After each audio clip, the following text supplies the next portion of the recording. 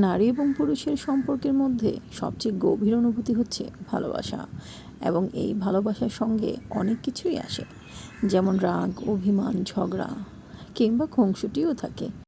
নারীর প্রতি সবচেয়ে বেশি ভালোবাসা যে পুরুষের থাকে, তার কাছ থেকে সবচেয়ে বেশি রাগ বা ক্ষোভও সেই পুরুষই দেখে।